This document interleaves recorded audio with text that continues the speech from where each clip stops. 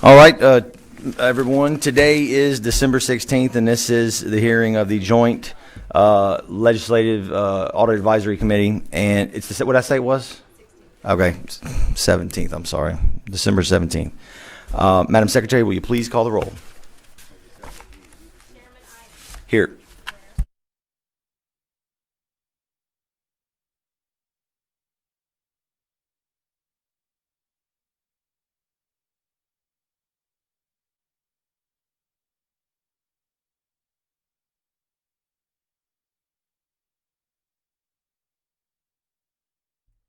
All right.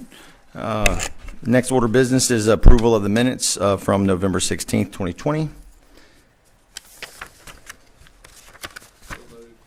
Got a motion, Mr. Shammerhorn, to approve the minutes. Any objection to the approval of the minutes? Hearing none, they've been approved. Next, extension requests presented by Mr. Bradley Cryer with the Legislative Auditor's Office. Whichever one, in whatever order you feel. Yes. Oh, wait, hold on. It says witness. Jobert. Try that one, the next one over.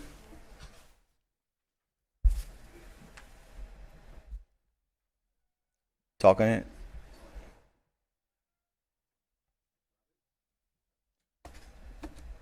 Try it again. Trying again. There we go. I pressed it on, off, and back on, and that was it. All right. Go ahead. Well, good morning. We're going to start with the gold sheet. These are the emergency extensions that are greater than 90 days.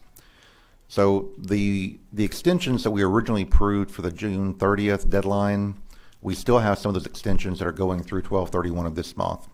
And we have a lot of those in the first page here that are COVID related. We still have hurricane related extensions as well.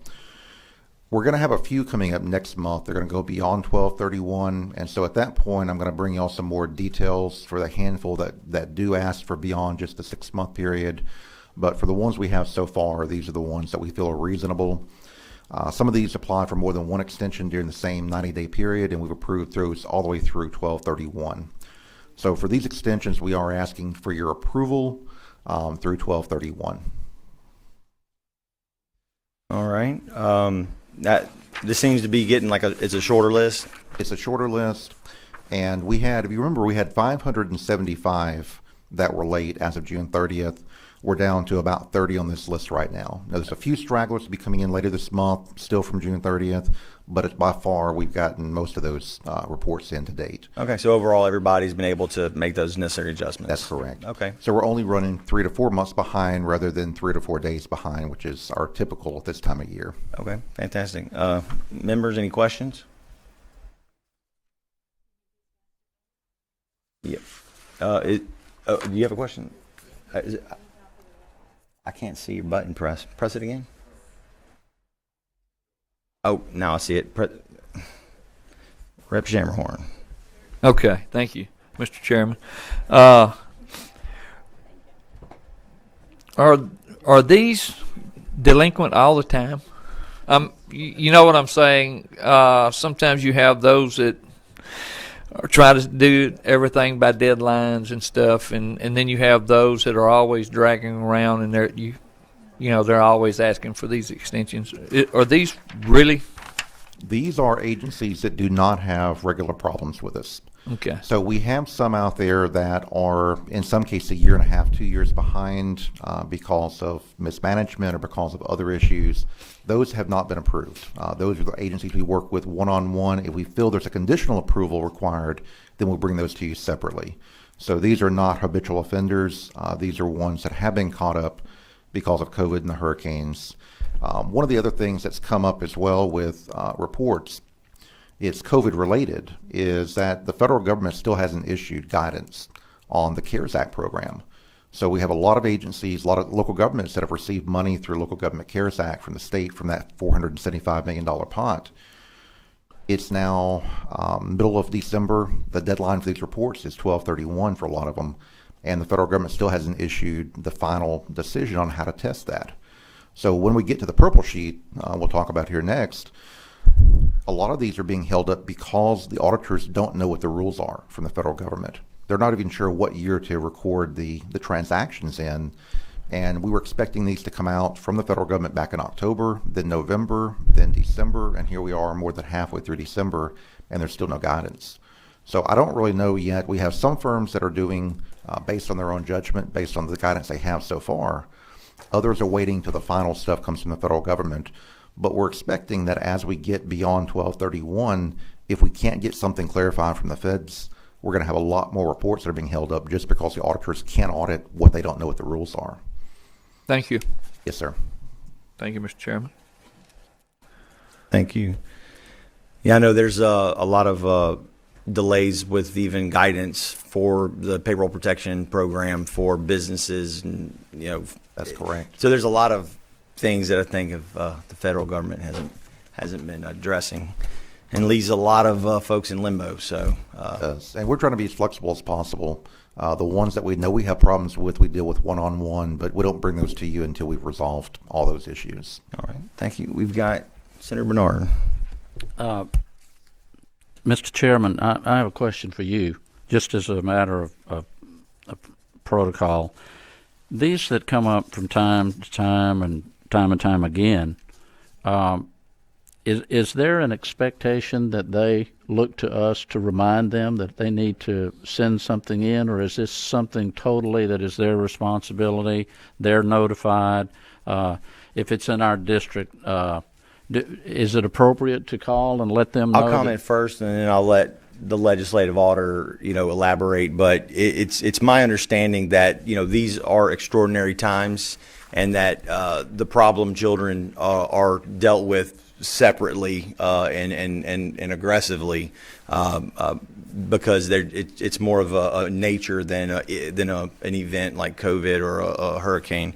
These are the recommendations by the legislative auditor based on their due diligence and their understanding of the situations that exist within each of these entities, and they are making these recommendations to us based on that due diligence. They understand the nature. Sometimes the one person who does the books and the accounting is out, right? And so they kind of keep their fingers on the pulse, to my understanding, and so they're making these recommendations to us, and so I believe if there's anything that they felt was problematic, they would certainly identify it. Okay, so we should just be hands off of this. Yes, and Senator Bernard, our office, we send out notices multiple times with agencies depending on when their reports are due. We send out email notices. In some cases, we send out letters. We make phone calls when we can't get a hold of people. And so we make that enforcement action ourselves. Okay. I'm just asking. Thank you very much, Mr. Chairman. And of course, it does say on the extension request here, the reason for the extension, every one of them is either COVID or hurricane. I'm assuming, of course, in my experience, it's only been hurricanes and COVID, but I'm assuming there may be other employment issues, maybe things like that also come up, and which are the normal scenarios. That's correct. And the only exception that I know of, Darrell Prepare legislative auditor, the only exception I know would be occasionally you have new organizations that are formed, and so you may have a new entity come, that's formed by the legislature or by a local government, and there's somebody that needs to be reported to us. We try to catch those as best we can, and and sometimes we're able to catch that and inform them of what their responsibilities are up front.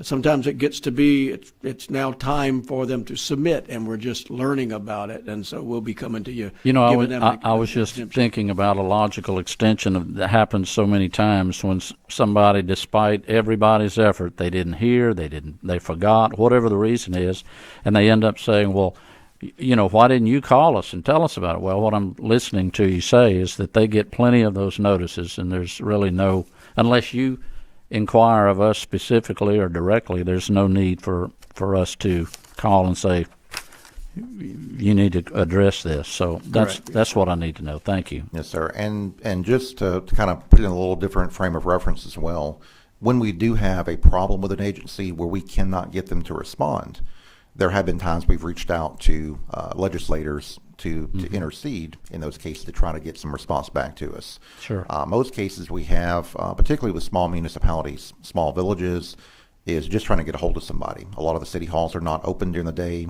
or they're part-time mayors. And so some of the ones that we've had long-term problems with, we're actually working with 2 right now to get them caught up with new administrations that have come in. And it took us a series of contacting the parish government to try to find out a contact person for the mayor or the alderman.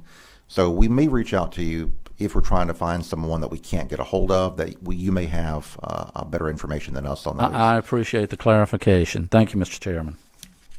Thank you, Senator Bernard. All right. Any other questions?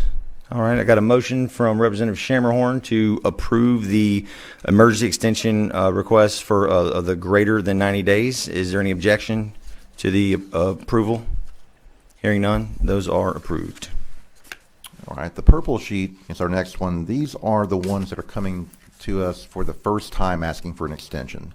So they have June 30th year ends, and their deadline is 12/31 this month.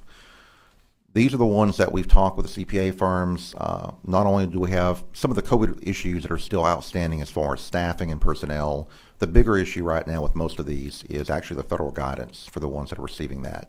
So your parish governments, municipalities, your sheriffs, all of those are getting direct funds from the state.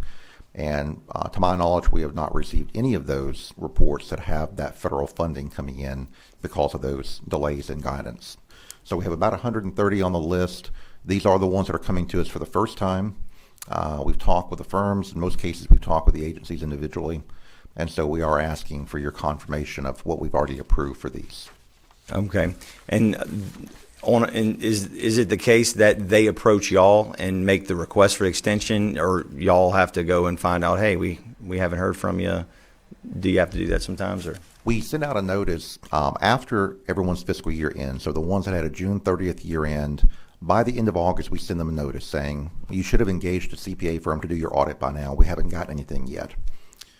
If we don't hear back from them, within about 2 weeks, we contact the CPA firm that last did the audit and say, have you heard from your client? Are you doing the audit? Then we send out a notice again at the end of September. We send another notice toward the end of October to let them know, based on the contact information we have, email addresses. If we don't get anything back from them, then we start making phone calls. If we've had turnover in management, sometimes we catch it because the people didn't get the emails. So we make that effort to reach out to them to let them know this is what your responsibility is. Yep. Once they tell us we can't finish our report for whatever the reason may be, then we point them to our website on our extension request. So under statute, we don't have the authority to grant a blanket extension for everybody. We want to do that selectively so we can weed out the ones that shouldn't be granted extensions. And so we have a form they complete on our website. It has their agency information, has the reason for the extension. So everyone we have on this list here, we have at least a memo or a letter or something to back up every one of these based on what the agency's telling us. If we have concerns about what the agency tells us, that we're not getting all the facts, then we call the CPA firm and we confirm with the CPA that they're hearing the same thing or they're confirming the same facts.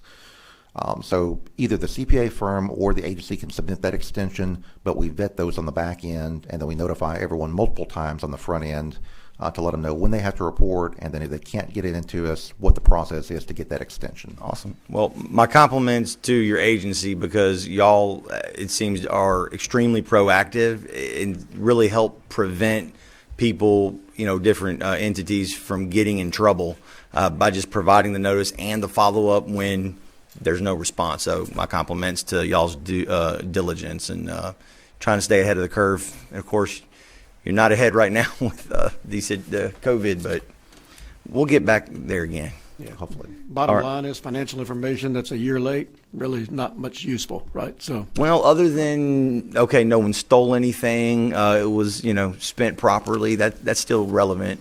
Right. Yep. All right. Man, there's a bad glare here. Anybody have any questions on these extensions?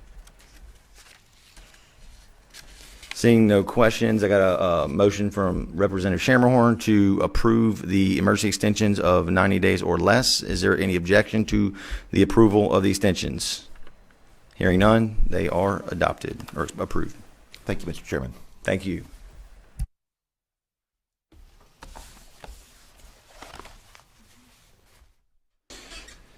All right, agenda item number 4.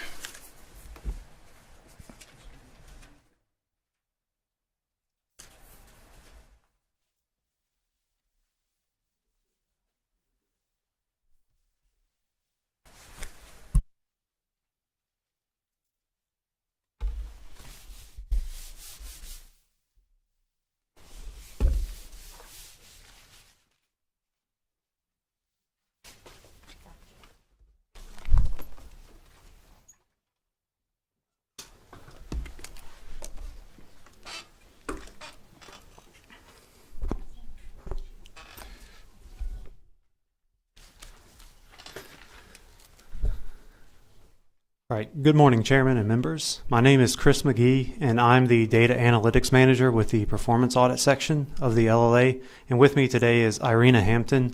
She's a senior auditor in our office and was the auditor in charge of the project that we're going to present today. The project that we are going to discuss today is a performance audit on the reliability of data in the Sex Offender and Child Predator Registry.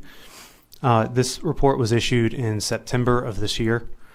And what I'm going to attempt to do, because this is a pretty lengthy report with a lot of information, I'm going to try to hit it at a high level, and any specific or deep issues that we want to go into, we can certainly delve into those as we get to them and as requested. So just to start, to give an introduction, the goal of the Sex Offender Registry is to assist the efforts of law enforcement agencies to protect their communities by providing the public with information about sex offenders. So again, protecting the community and informing the public about what's happening. Sex offender registries were established years ago at the federal level and are implemented at the state level. The information that is contained on the registry is available to the public on state police's website. You can link and look by address, by person's name, by specific parish. It's a pretty user-friendly tool, and you can look and see what that individual did, how long that individual is supposed to be on the sex offender registry, so on and so forth. As of February 13th, 2020, there were 11,312 sex offenders on Louisiana's registry.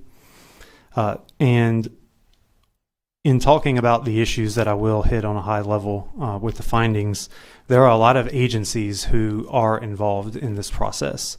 Department of Corrections and Office of Juvenile Justice help to pre-register offenders. Municipal police departments and sheriff's offices throughout the state help to manage the sex offenders. There's also state police, who is responsible for maintaining the registry, and the Attorney General's office helps to give guidance and distribute money to the sheriff's offices. So there's many agencies involved in this registry. Sex offenders are assigned a tier based on the severity of their offense. There is an appendix that details all of the different statutes that would fall into each of the different tiers. But generally, Tier 1 requires an offender to be on the registry for 15 years, and they have to come in on an annual basis to verify information. Tier 2 offenders have to be on the registry for 25 years, and they have to come in twice a year to verify their information. And then there are Tier 3 offenders who are lifetime offenders, so the more serious offenses, and they have to come in quarterly. All of that information is driven by complete and accurate data being within the registry. So we know how long someone needs to be on the registry and how often they need to come in. And that's really the crux of this audit, is looking to see, is that data, is the documentation that's supposed to support those determinations in the registry. In 2008, our office did a performance audit on the registry, and we found that incomplete and inaccurate data existed within the registry, primarily because of the fragmented process that exists and still exists today. That really makes no one entity responsible for making sure that the registry is accurate and complete, and we'll get into those issues. We also noted that other states were finding similar issues with their sex offender registries, and so we conducted this audit to determine if there was a risk with our sex offender registry. In the end, we made 3 matters for legislative consideration and 7 recommendations, and we'll get into those. So just to start with, at a high level with the findings, we did find that the registry included all sex offenders who were required to register and be on the sex offender registry that we reviewed. But again, it goes back to, there were issues with documentation and the reliability of the data that is contained in the registry. We had 5 findings, and I'll hit them again at a high level. The first one was that state law does not assign one agency with ensuring sex offender registry data is reliable and complete. Again, state police is responsible for having and maintaining the registry, but there isn't anything that specifically states they are required to make sure that the data is accurate and complete and reliable. Managing agencies are responsible for keeping up with their offender, but no one is checking the work that they're doing and making sure that they're documenting and actually performing the work that they're supposed to be doing. And again, it's important to ensure the correct information is there and that the determinations are being made so offenders are properly marked and that information is properly available to the public. We also found that the managing agencies, again, these are sheriff's offices and police departments throughout the state, are not always assigning the correct tier. Now, again, this is very important because it determines how long an offender is going to be on the registry. And assigning an incorrect tier could cause an individual to potentially get off of the registry too early, even though there is a process in place to try to catch that. But potentially the bigger risk is that an offender will stay on the registry for too long of a time period, longer than what law says that they are required to be. We reviewed 79 sex offenders who we initially, based on the data, appeared to be assigned to the wrong tier, and found that 48 of them, or 61%, were assigned to the wrong tier. And again, this means that the offenders are on the registry for a shorter or longer time period than law says they're supposed to be. The third thing that we found were that registration updates were not being properly documented. Again, based on your tier, you have to come in once, twice, or 4 times a year. 4 times being for those lifetime offenders with the more severe offenses. We reviewed 30 sex offenders, 10 from each of the tiers, and found that 21 of them did not have the required number of updates either done or properly documented in the registry. And so from a management perspective, if there's no documentation showing that these verifications are being done, then there's the potential that state law is not being fulfilled in these situations. And either it's due to the offender not coming in or because the managing agency is not documenting it properly. The fourth is the use of outside data. In a previous LAC meeting a few months ago, we talked about the need for connectedness of state government and the sharing of data across state government to make more informed decisions and to really fulfill the mission of state government for the citizens of Louisiana. 2 ways that we did this was we looked at wage data, which the Louisiana Workforce Commission has, and death data that the Office of Vital Records has within the Department of Health. Primarily for deaths and for jobs that sex offenders have, the managing agencies rely on information to be provided either by the offender or by the family member. But there's no real verification being done on the back end to ensure the information that they are giving, such as I do not have a job, is actually true. And so what we did was we tried to use the data to identify, for example, individuals who appeared to have jobs but did not report them to their managing agencies. And we did find over 400 offenders who it appeared on our initial review did not report a job that they did have. We further looked into 25 of these, and we found that all 25 of them did have a job that was not reflected in the registry. 19 of them, the offender just did not tell the managing agency. And again, it's state law that they have to inform the managing agency of this. In the other 6 situations, though, the offender did inform the managing agency, but the managing agency either didn't document it properly or didn't document it at all. And so what it appeared to the public for these 25 individuals is that none of them had a job, when really, in actuality, all of them had a job. And again, it goes back to inconsistent practices and not using all the tools that could be available to you, such as using Louisiana Workforce Commission data. We also looked at deceased offenders, and we found that there were 92 offenders who were listed as deceased on the registry who did not have the required documentation to support such an assessment. Basically, you need to have a death certificate or some other form of legal document that is outlined by the Attorney General's office. but this did not exist for these individuals.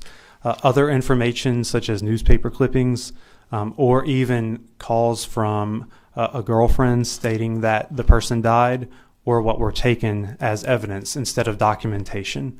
Again, there's an office in our state that collects this information, and if a death occurs out of state, there's a similar office in that information or in those states to go get that information from. We also found 54 sex offenders who were listed as active on the registry, but who were actually deceased based on our state's vital records information.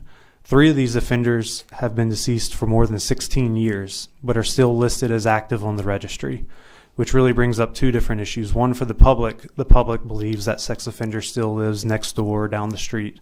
But the other side of it is the managing agencies should be out there conducting, at least on an annual basis, these in-person updates.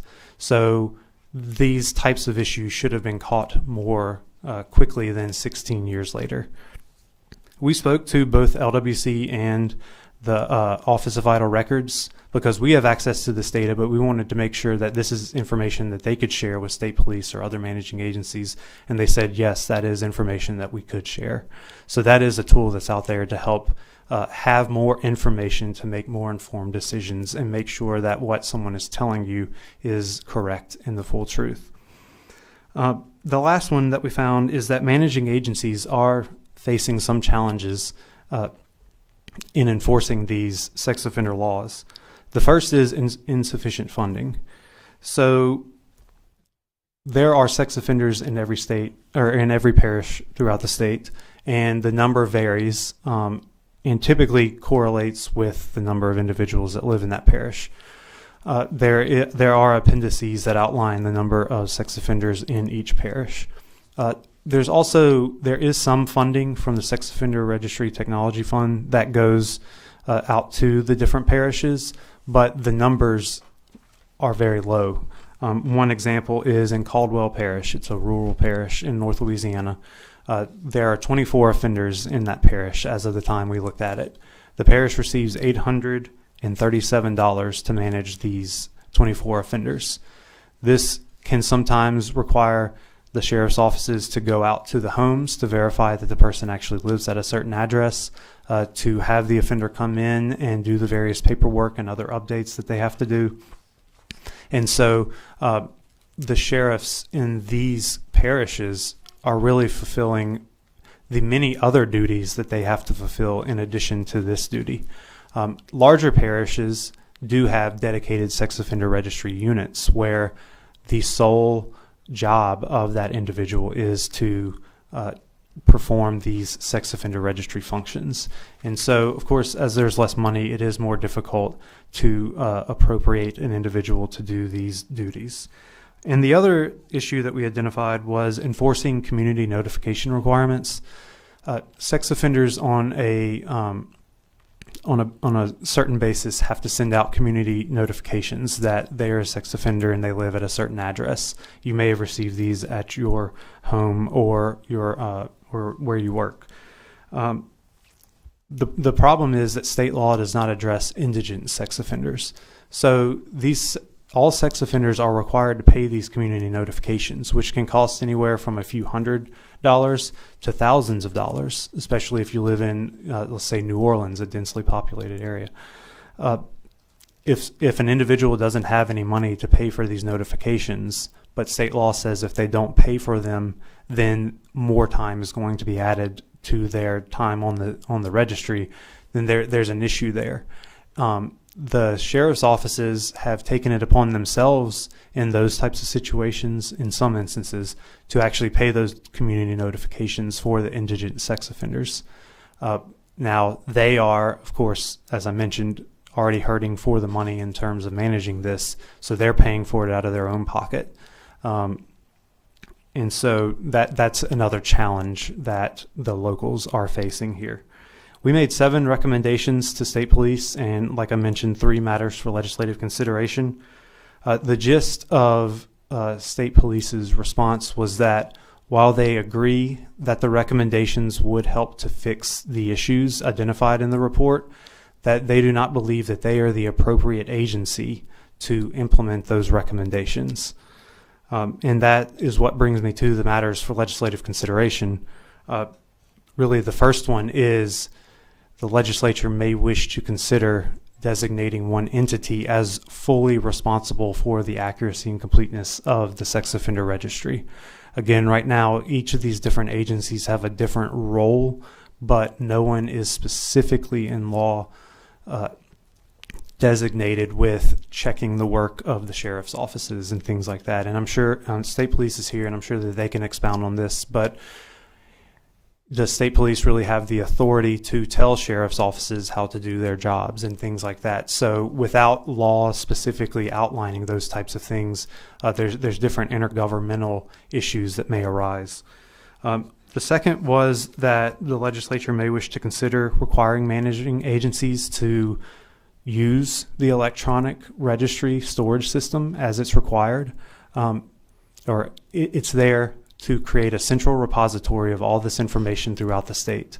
However, managing agencies throughout the state indicated to us that they use various methods to document their monitoring activities of sex offenders. So some of them are keeping just paper files in their office. But when a sex offender moves parishes, those parishes may not have full visibility or visibility as quickly to the information that those parishes have. And then lastly, we had a matter for legislative consideration that the legislature may wish to consider addressing indigent sex offenders to address that issue that some of the sheriffs are running into. And with that, again, I tried to hit each of the issues at a high level. And if you have any questions about any of the specifics, either Irina or I will be able to answer those. And then again, state police is here also to give their perspective. Do you have anything to add? Any holes to gaps to fill in? No. Okay. Well, this is obviously a very important issue. Everyone who's got a family and young children, mine are a bit older now, but I know that it's one of those notices you get, and there's a lot of questions, and so this is something I appreciate y'all, continuing to try to make us aware of some of the challenges that exist and making some good recommendations. If I can read my own writing. So just on the last one, so we don't require them to use the electronic system that exists that's already a central repository for all of the information. I'm assuming that within the system there is a report, every contact, there's every offender can be managed within that system. Correct. It is an offender management system. Our 2008 audit identified the issues with completeness and accuracy of the information, and in the response was that this system would help to fix those issues. The agencies who are using the system, whenever we would go and try to find the documentation and information, those that are using it fully, the information's there.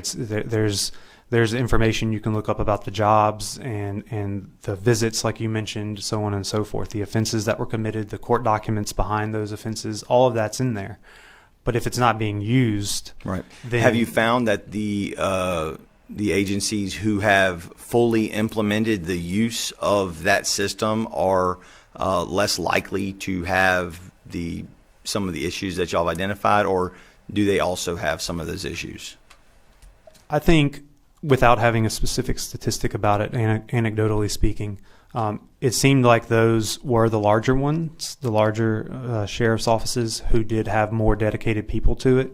And because of having more dedicated people to it, they used there's it more. There's more money, there's more attention. And because they used on it more, right, their documentation Okay. was there more so. Okay. All right.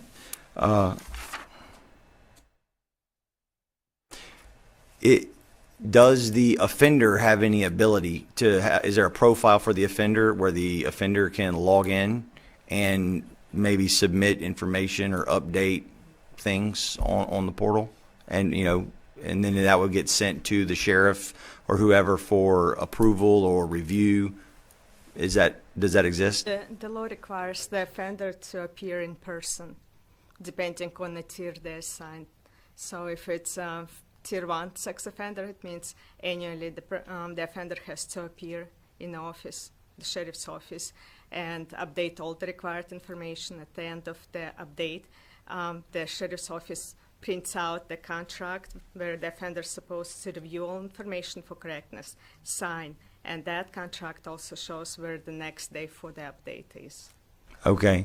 Yeah, so it's really a come-in process. Right, but of course, if you have an offender who wants to adhere to the requirements, and so I am assuming though that in between the whether annual or biannual review, if there is some event that triggers a reporting requirement, they're still required to report it, correct?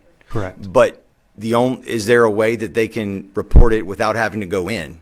They can call in. They can call in, right? And of course, and now that's a manual process versus having a portal where they can log into, maybe receive email alerts, keep a good email address where things can be automatically sent. It sounds like we need to have an offender portal to where they can kind of manage some of that, still have to do the reviews and in-person things, but the in-between and maybe it may be easier for them to maintain that contact information should they maybe not make a meeting or something. But anyway, we've got several questions. We'll start with Representative Schermerhorn. Thank you, Mr. Chairman. I just have a question on several months ago I was asked to try to get a prisoner on work release. Okay. The sheriff department had sent him to DeQuincy, and he was set in the holding area and with the intention of being released to a work release. His mother had called, and look, you hear all the good part of somebody you're trying to help, okay, especially if it belongs to a mother. And he got picked up on a burglary charge, okay. Hadn't been in any trouble in years, okay. Well, she admitted that he had indecent behavior with a juvenile in his earlier years. So the DOC pardon board would not let him go into the work release program. My question is, that's a tier 1, okay, 15 years. After they are on the sex register for 15 years, does that automatically fall off of their criminal record, or do they have to have that expunged? Or So the registration starts as soon as sex offenders finish his Could you pull the microphone a little closer? Yeah, sorry. Can you hear me now? Not really. a little better? Yeah. I don't know. Is it better? So the registration period starts when sex offender is released from incarceration and appears at the sheriff's office to register. That's the beginning of the registration. If he served on the registry 15 years, if he's a tier 1 and he abide by all the rules, by the end of the period, the Attorney General office reviews all the facts of his registration and determines, yes, he satisfied all the requirements of the law, and yes, he can be, he does no longer have to be on the registry. His record is not deleted from the sex offender registry. It's still on the registry. What it does, it's removing his name from the public sex offender registry, which is available to them on the website. Okay. So there was nothing that should have been removed from his record to allow him, even though he had done his 15 years, to re-enter back in the work release program. I'm not specifically aware of that requirement. State police may be able to give more knowledge on that, but the process is as Irina just described, and he would not be listed on the public registry. He would still just be an individual listed in the non-public registry. Well, and the reason I was asking is because the sheriff department had missed it also whenever he transferred him out to go to the other area.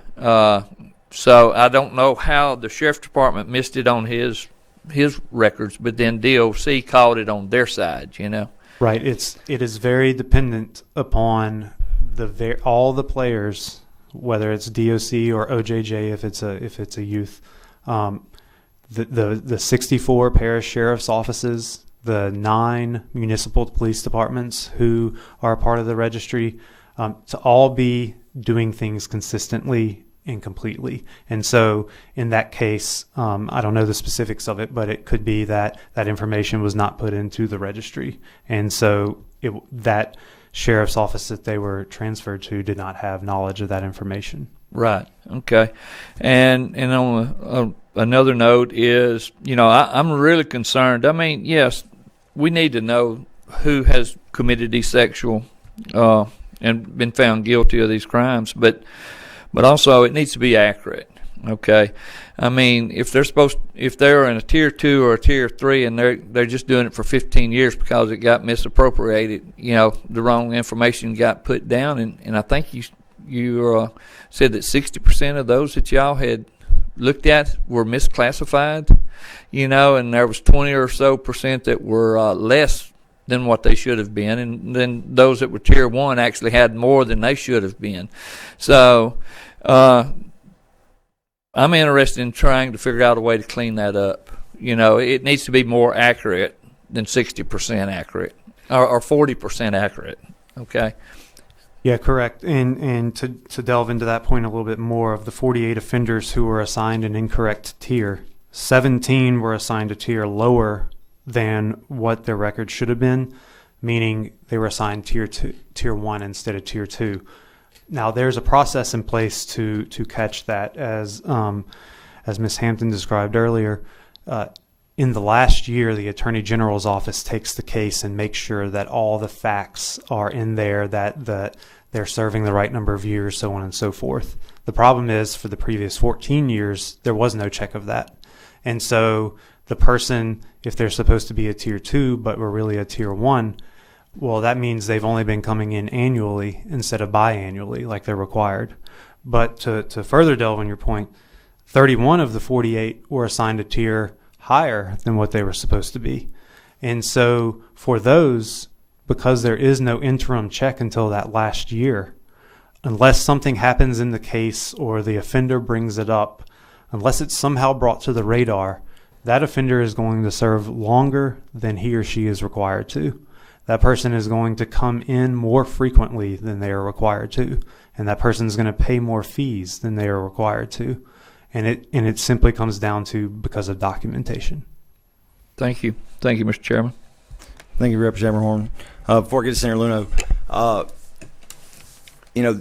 it's kind of a dumb problem, where technology should be able to take care of a lot of this. But is it? I'm glad the AG's office got involved. It sounds like they're more legally adept to figuring out what the proper tier assignment is versus the sheriff's deputy, who may not be as familiar with the nuances of the law.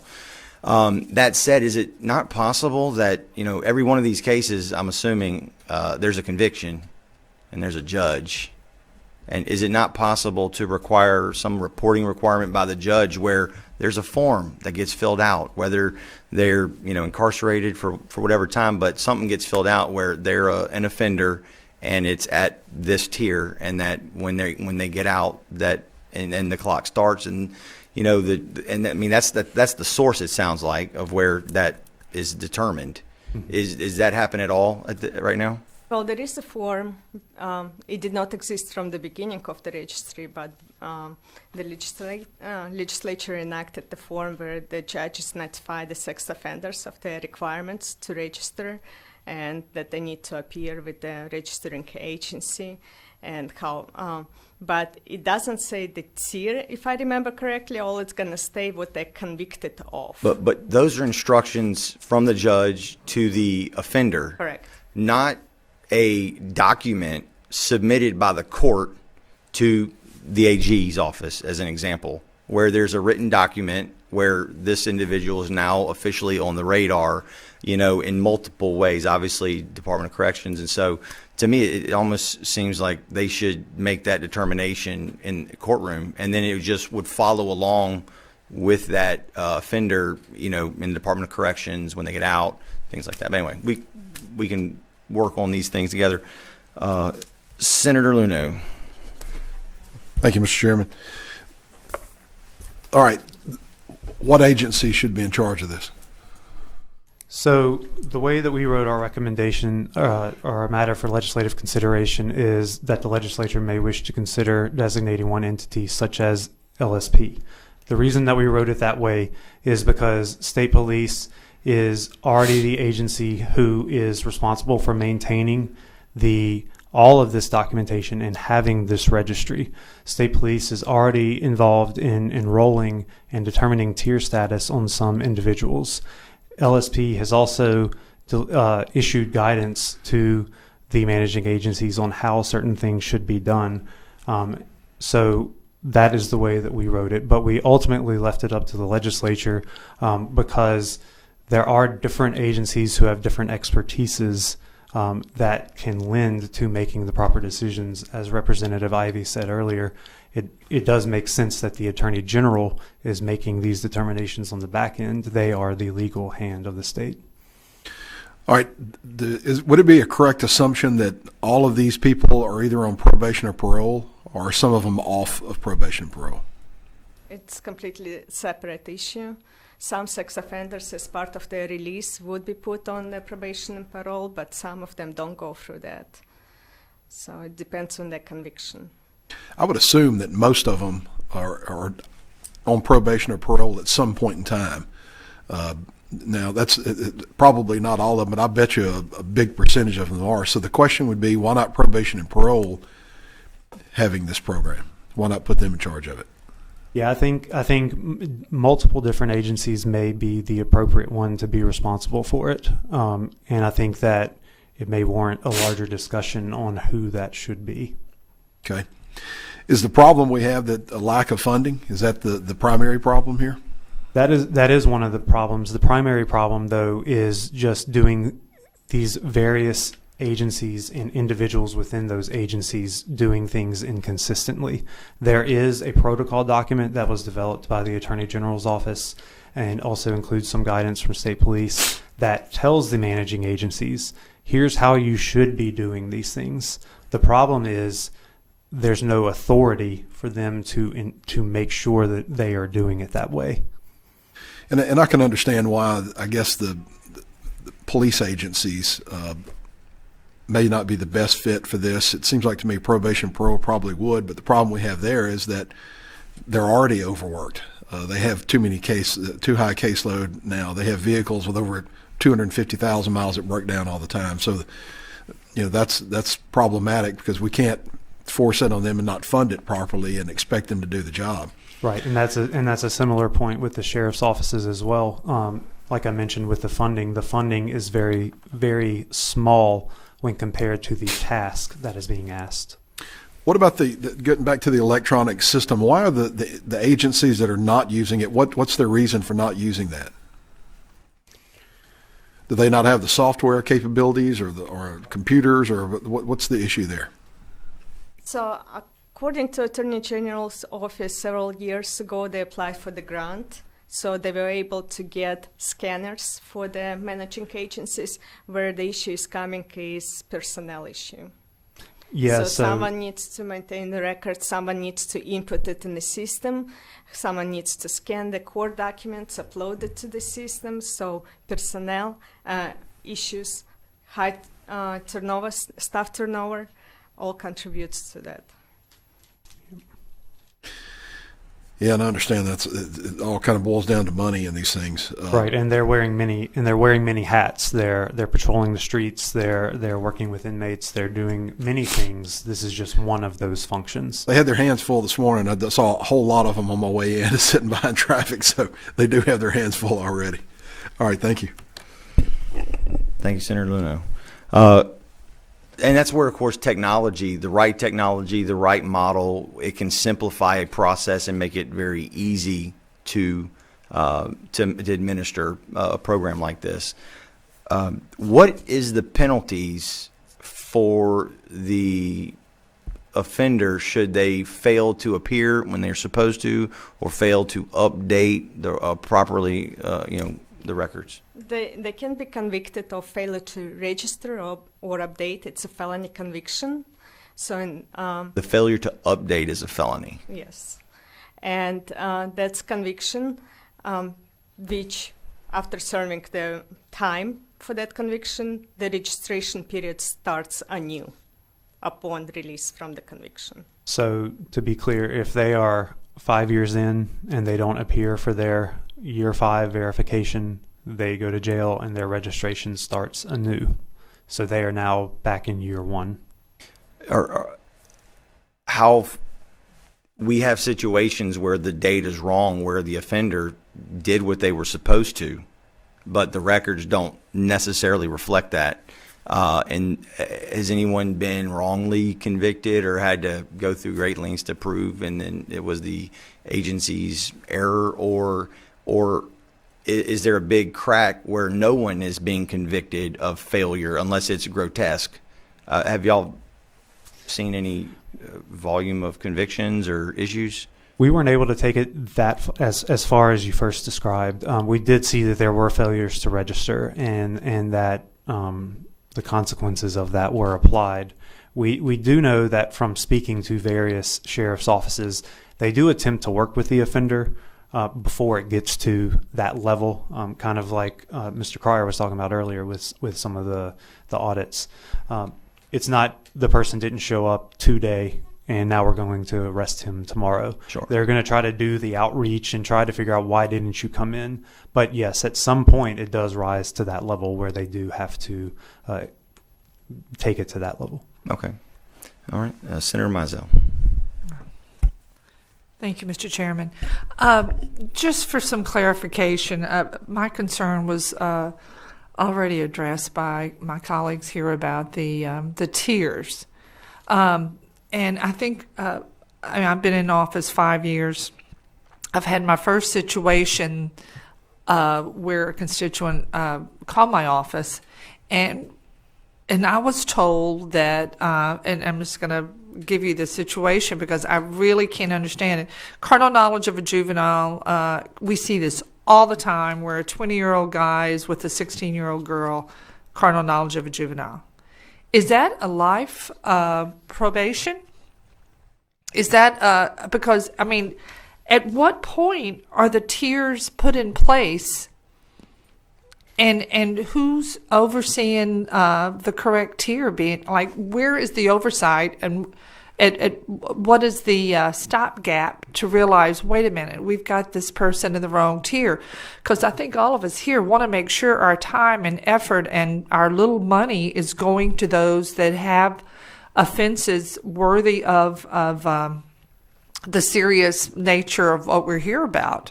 So how do we step back? Because Senator Luno's question on the probation and the parole,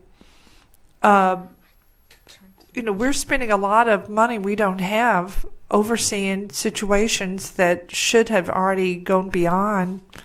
So I'm sorry. Tell me what you... Yeah, so I'll come right back to the carnal knowledge piece. But as far as the checking and making sure tiers are correct, unless the offender brings it up to their managing agency and or the state police or the Attorney General's office, that is not something that is checked until 1 year prior to the end of their conviction or their time on the registry, which in this case, this is one of the ones that I would have been talking about earlier, or it fits in that category. If someone is designated as lifetime and they never ask questions about that designation, there is no last year of that. And so the Attorney General's office is not going to review that one. So that really applies to the Tier 2 and Tier 1 ones. So it's not being checked until the end unless it's brought up through the offender side or someone notices something and calls it into question. Just to clarify, the carnal knowledge is registerable offense if it was convicted as a felony. If it's misdemeanor conviction, it will not be subject to registry. And to go along with that, it really does, it sounds so simple, documentation, but even at the court level, how they document what the person was convicted of and the specific wording and numbering that they use can change the tier level. And we saw that. We saw determinations being made where the Attorney General's office said, yes, it may look like it's a 16-year-old, but the way the legal documents showed, it doesn't look like it was a 16-year-old, so we need to go with what the legal documents say. So it really does come down to documentation and what's in there. And is that what determines whether it's a misdemeanor or a felony? So the court, yes, the court documents would be outlining that he's convicted of misdemeanor. So that means he will not have to require to register on the sex offender registry. But if it says it's felony conviction, so he will have to register. But is that a Tier 1 registration? It is a Tier 1. Tier 1, okay.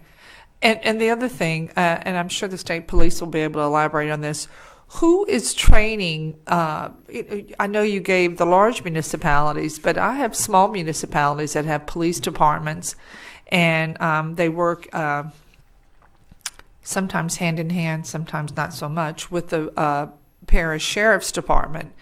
And they're all depending on and understanding from their brothers locally. But, sometimes when I talk to them, it doesn't sound like what I'm hearing here. So who's actually making sure these local guys know what they need to know, so that at the very beginning they're able to not only oversee the registered offenders, but also to do it in a way that is an awareness of these tiers?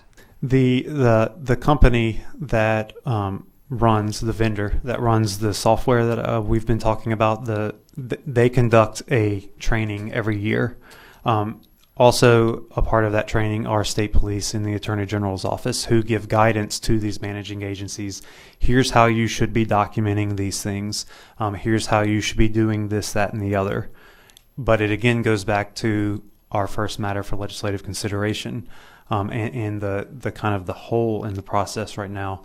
There's no one that can then make sure that things are being done properly. We saw instances, and they are documented through the report as anecdotal examples, where a managing agency will do something, maybe change the tier of an offender, and state police will come in and say, hey, we aren't sure why you did this, but we need to change it back. Or state police will say, hey, this offender hasn't been seen in 3 years. What's going on with him? And the managing agency never responds back. And now 3 years later, there's been no communication. We see no indication that the updates are being done. So what is happening with that offender? And is the public being properly informed of what is happening? Is the offender no longer living in the state? Is the offender incarcerated? Is the offender deceased? Is the offender actually complying? As the website says, we aren't sure because the documentation doesn't exist. So it really does go back to no one agency being fully responsible. And if I could just share this again with the people in this group. Sexual Assault Commission this week, very same problem with sexual assault victims. There's not one agency, and again, to be perfectly candid, it came back to we need to have that continuity of the process, just like what you're talking about. I mean, if there is one agency that could look at all the points of that horror of a sex crime, and take ownership of not only caring for the victim and the rape kit and everything at the tail end of it, and making sure that we treat the offenders in a way that protects the public, it makes sense to me. Right. That we're looking at it as one problem. Yeah, and sometimes we accidentally see themes across various reports, and that's the same thing with human trafficking. Which was a report we released a few months ago. Also with elder financial exploitation, and in many of these instances, there are many agencies out there who are attempting to do their job, and they are doing their piece of the puzzle. But there is no master puzzle maker who is making sure all the pieces are fitting together properly. And That's what's happening here. There are little pieces that are being missed, whether it's tiers being assigned incorrectly, registrations not being updated, documentation or data not being input correctly. And so little things are falling through the cracks. And we say they're little here, but whenever an offender is having to register for his or her entire life instead of 15 years, that's not little. But it's a waste of our very limited resources, and it also doesn't. On the other hand, it doesn't respect the victim when she can't find a rape kit. So I think I just want to tell you and the auditor, thank you for shining a light on situations like this. Thank you for the report on the trafficking, because otherwise this information would never see the light of day. And I just. On many levels, I appreciate what you do. So, thank you. Thank you, Mr. Chairman. Thank you, Senator Mizell. Before I get to my good colleague, Representative Jordan, there's an issue also of due process, where an offender has some penalty that goes beyond what the law requires. And there could be financial, and of course there's other implications with regard to employment, things like that. It's a serious issue, and I think like many other issues, I think it's certainly a bipartisan issue. And we'll be able to work together to really make some big strides. And later I'd like to get with y'all and let us know which stakeholders y'all engage with, who can from drafting legislation, and also just provide some other deeper insights to some of the issues as well. So. Representative Jordan. Yeah, Mel. There we go. Thank you, Mr. Chairman. Look, and I certainly want to echo the comments of Senator Mizell. I can tell you I've been on this committee for a few years now, and this is probably one of the most important issues I think that we've attacked while I've been here. And it's not to minimize the other ones, but I think this is a very important issue. I know you've heard some other suggestions, and I think those are great suggestions as well as to who may take ownership of this. But I'm just sitting here thinking, and I guess I'm not sure why shouldn't the DA's office take this? I mean, in conjunction with the AG's office. I mean, because these are the guys who are convicting these offenders. All the stuff you're talking about, scanning and uploading documents, they have to retain those files. They have to do that anyway. So, and if we're going to talk about an agency that usually doesn't have a problem with money, between pretrial diversion fees and all the other types of fees, I would think they could find a way where they wouldn't be in fiscal constraints in dealing with this. Because this just seems like it's more of a protocol checklist type issue. I mean, in the medical profession and other professions, you got this checklist, do 1, 2, 3. And once we figure out all of this and we make sure we check all the boxes, then is able to move on. I, for the life of me, can't understand why the AG, why they don't review these in the first year instead of the last year. To me, that just makes no sense at all. Why would I wait until year 14, potentially, or year 24, and a guy should have been, in tier 1 in 15 years, but he's done 24 years? Or he was supposed to do 25 years, and we don't realize until 14 that instead of him coming in twice a year, he's only been coming in once a year. I'm wondering if there's anybody that was supposed to be on the list who wasn't on the list, who wasn't at all. It just seems to me that the review should be done on the front end. And I'll share a slight story that I know of. There's a gentleman who got convicted. I think it was carnal knowledge of a juvenile, and the age difference was 2 years or whatever it was. And the year after his conviction, the legislature changed the law to change it where you didn't have to register as a sex offender. And this guy spent 12 years on the registry before somebody realized he shouldn't have been on there at all. And to the district attorney in that district, to his credit, he didn't object. I mean, the law was clear, and they know it shouldn't have been there. But again, said the same thing. Nobody really reviews this, so there's no way for us really to know unless somebody brings it to our attention. So, right, and not to jump in, but our first recommendation in the report to the agency itself was to perform those checks.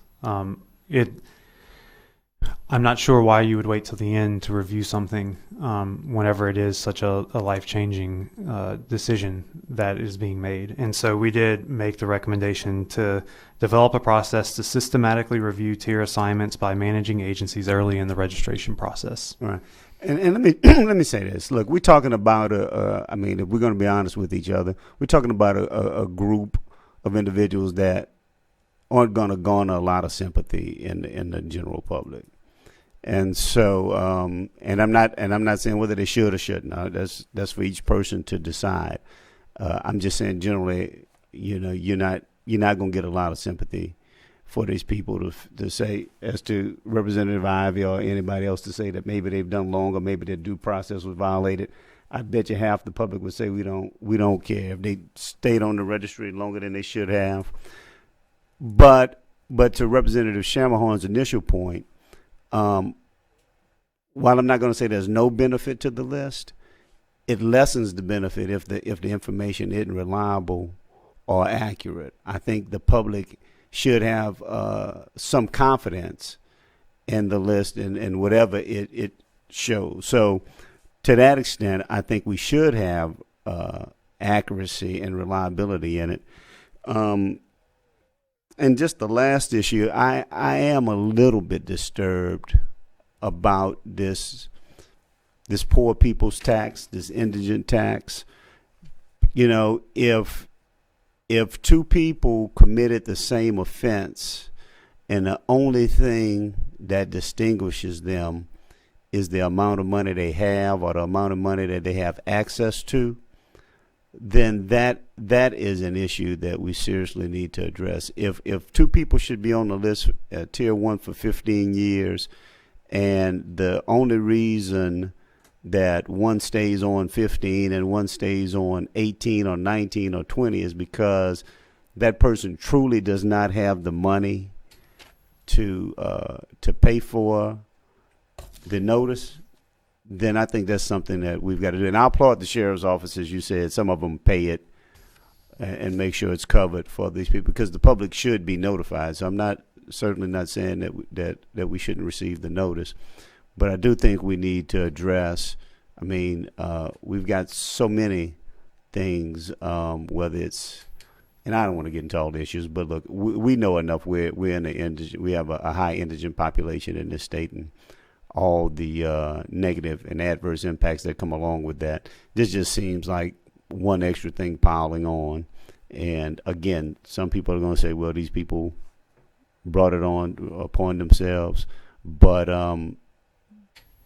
if we're going to welcome people back into society, and if the law says that they've done their time and we should welcome them back into society, then I don't think the only distinction we should make is the amount of money that they have or have access to. Yes, and to your point, Representative Jordan, we sent a survey to solicit information from each of the sheriff's offices, and I do believe it was the longest survey I've ever been a part of. But it's 70 plus questions, and sure enough, they filled them out and sent it back to us with information on a variety of topics. But one of them was this, and according to them, and we were able to somewhat see some of this in the data, those community notifications can cost anywhere from $110 each time to $1,800 each time. And the offender sends these out every 5 years or whenever they move addresses. And so it really is dependent on the number of community notifications that are being sent out, which of course is dependent upon the population, because it's based on a certain radius or where you are versus where other people are. Again, thank you for the job you've done as well. Thank you, Representative Jordan. Does the system allow for the public to sign up to receive electronic communications? They can have, their address, a profile, and so anytime. So people who are really concerned about that, they have that ability now. Yes. Okay, fantastic. One of the sole purposes of y'all's agency is accountability. That's what it's about. You can't have accountability when there's no real system that is designed to provide for it. And so this is something we definitely have to do. Certainly don't want to. I definitely don't.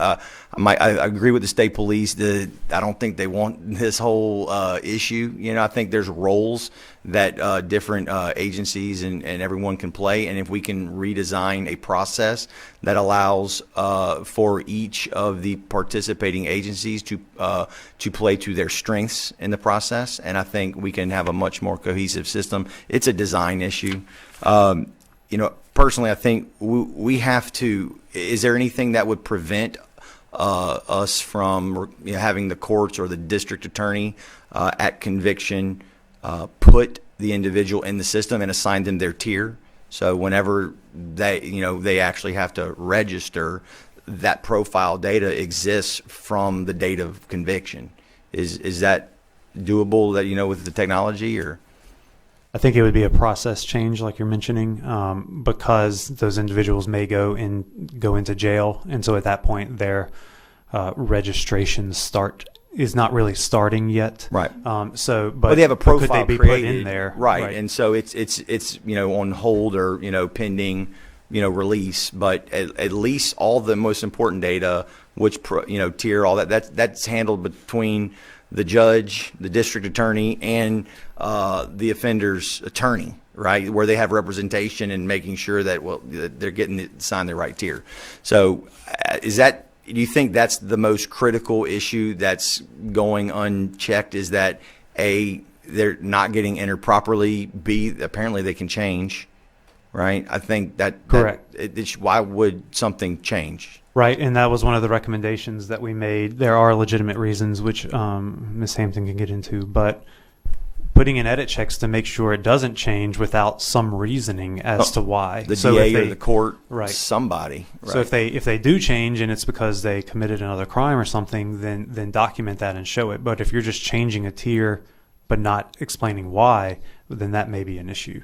Okay. I think one of the issues might be if the sex offender was convicted on the subsequent sex offense, he becomes the tier 3 offender. So the problem with courts assigning the tier, it needs to be accounted for the subsequent offenses, and if he's convicted in the other court, so there is no uniform database between the court convictions where the issue is going to come from. Okay. So the process would need to be worked out. Okay. So is there any state, were y'all able to look, is there any gold standard out there or any state who's really kind of leading in their administration of this registry?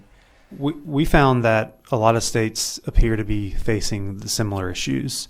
Now, I will say that 37 other states, I believe, or 36 other plus Louisiana, are using this same system. So it's not the software, it's the process behind, It appears because the system is set up to where if you use it to its full potential, then you have sharing of information across parish lines. You have sharing of information across state lines because so many of the states are using this same software. It again comes down to so many different players and agencies needing to do things consistently. Okay. Thank you very much. I believe that's all the questions. All right. Thank you all very much for your time and y'all's report. Thank you. Yeah. Does the state police wish to come and add anything to that or provide some different perspective?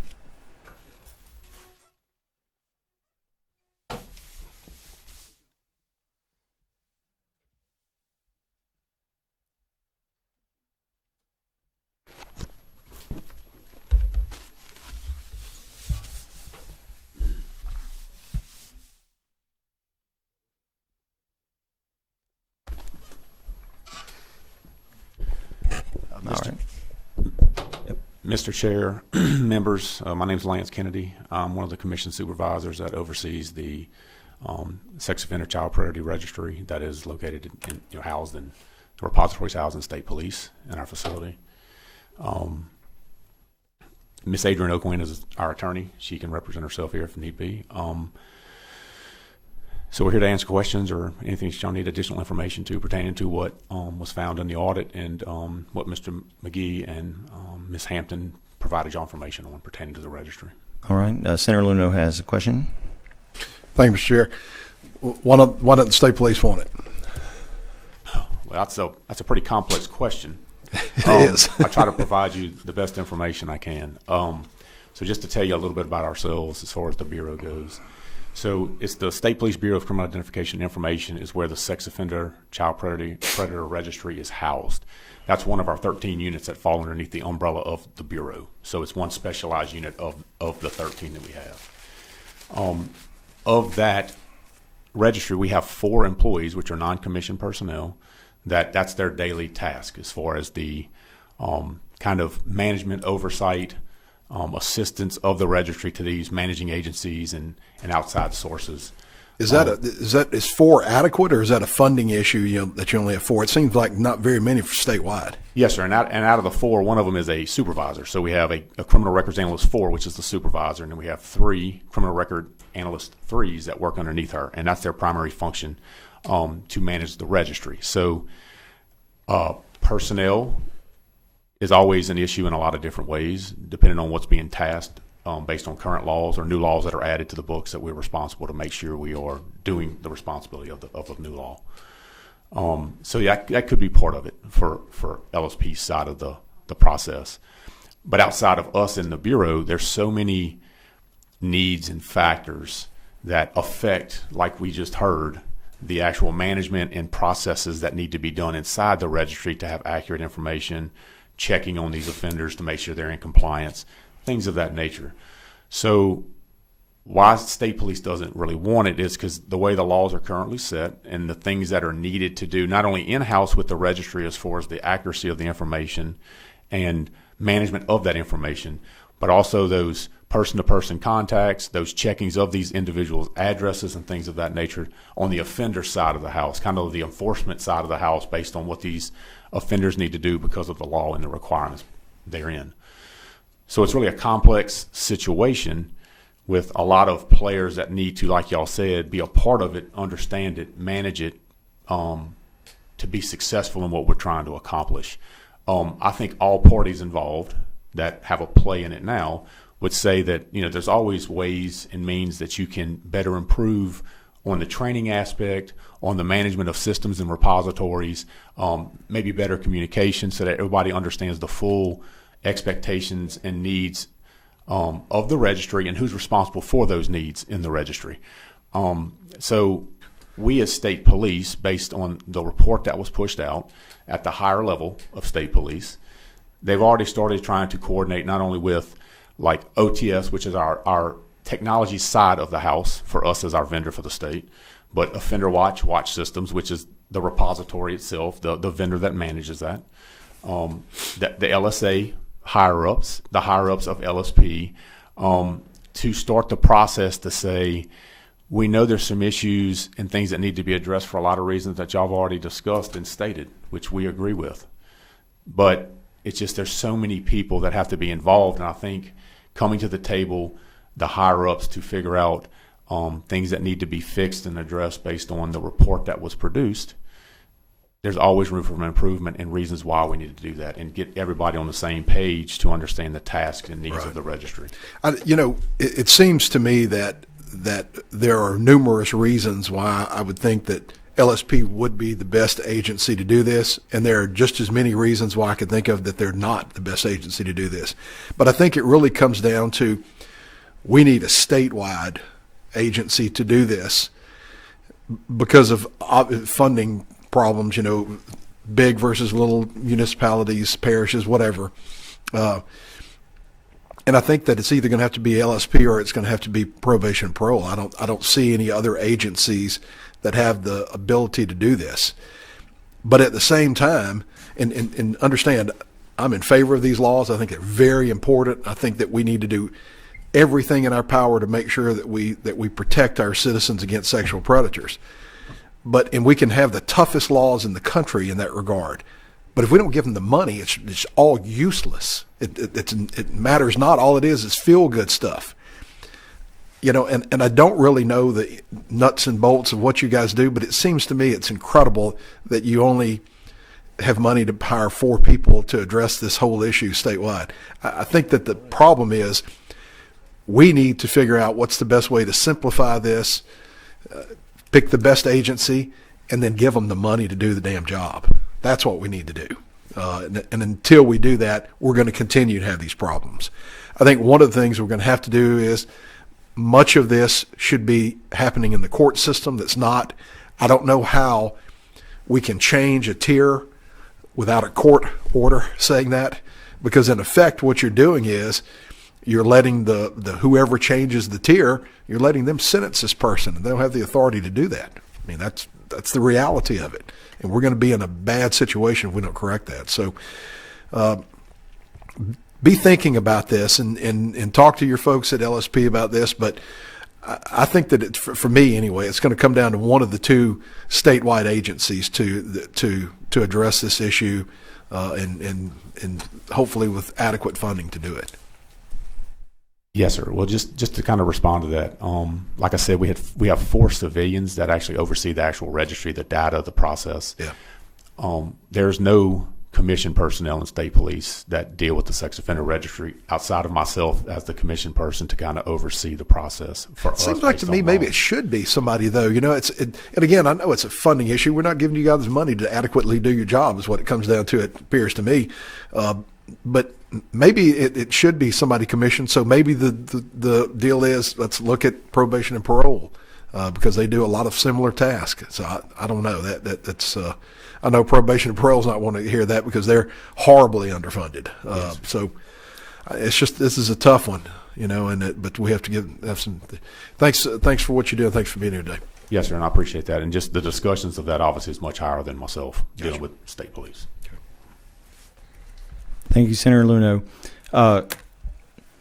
Could you please email me some contact information for the vendor? I'd like to just make some general inquiry with regard to the system and its capabilities, and adjust, modify little things that may make a big difference in the process. Y'all manage a lot of other databases, and so I feel y'all are probably the best agency to be responsible for the repository of the data, in that y'all, I assume, are also, working with other states, and that, just like with the NICS and other background check, things like that, there's kind of a network, and all of that, I'm assuming, goes through the state police in every state. Is that correct for the most part? So the way the law is currently written, so out-of-state sex offenders that are coming into the state of Louisiana, or vice versa, if they leave the state of Louisiana and are going to out-of-state of Louisiana, that's the individuals, the sex offenders, that us as state police, we review the court documentation, necessary documents that we need to have in order to place the tiering of that individual. So outside sex offenders coming into the state of Louisiana, we as the state police, our bureau, our sex offender child predator registry personnel are the ones that review those court documents, do the necessary things pertaining to that individual to get him tiered into the system properly. Ms. Oakland, our attorney, she's one of the ones that assist our personnel with that, as well as if counsel reaches out, maybe from the AG or so forth, to make sure that we're trying to do what we need to do with our personnel, we can do that. But in-state offenders that are convicted in the state of Louisiana, they then are the ones that have to go through that process we heard about earlier, as far as those managing agencies making sure that those offenders are tiered properly pertaining to the law of that jurisdiction and the court documentation pertaining to that conviction. Right, and my problem with that is that you have people who are having to interpret the law, and there's an enforcement component to their interpretation. And so that's where, again, I think we'll have to do some work on that. But But with respect to the sharing of information on who is a sex offender from one state to another, is that a network of data? Y'all, it was mentioned that this vendor has 30-something states. So, I mean, if someone comes from another state and they don't register, how do we know that they're on our radar as a sex offender? It depends upon the circumstances. A lot of the people that come in from out of state, if they're currently registering where they are coming from, then that state usually pushes that information to us, that state sex offender registry. Sometimes the person does walk in the door to the sheriff's office because they know there's a possibility. Sometimes it could be as simple as a traffic stop. It really depends. It depends on the situation. state's Yes. laws and what Yes. or triggers the registration requirements there as well. Okay. And They have an obligation where they come from. Typically, we will find out about that person more easily than someone who's not under a current obligation to register. Okay. Right, and I can expand upon that a little bit. So when they do come across from one state, it doesn't always mean that we're going to get the necessary documentation we need in order to do the proper tiering for that individual. So what then we do is our individual, our personnel, they'll reach out to those courts. One of your four? Yes, Okay. sir. Yes, sir. One of our four. They will reach out to that court in the jurisdiction where that person was convicted from out of state, and we do request to get all the necessary court documentation pertaining to the conviction so that we then can take that necessary court document information, try to compare it and mirror it up to the state law in Louisiana to see which statute it best fits. And from there, that's how we start doing our tiering process to make sure that they're tiered properly based on the law. All right. Have y'all partnered or worked with the AG's office in those instances, or do y'all just do it yourselves? We are the agency obligated in law to do the out-of-state sex offenders. So, I mean, they don't have a primary role in that. Of course, I speak to their attorneys a lot, so there are times where we talk Right. and consult with each other. But at the end of the day, state police makes that determination in the Per statute. per statute. Right. And so for me, I think y'all could be a great facilitator, right, when someone shows up on the radar. But for a determination, I think maybe the AG's office would be better suited to do the analysis and to due diligence and again, y'all are already overworked. So with your four folks. So anyway, this will be something I'm confident we'll have some legislation to address and at least, take some big steps to make it right. Any other questions or comments? Thank y'all. I appreciate it.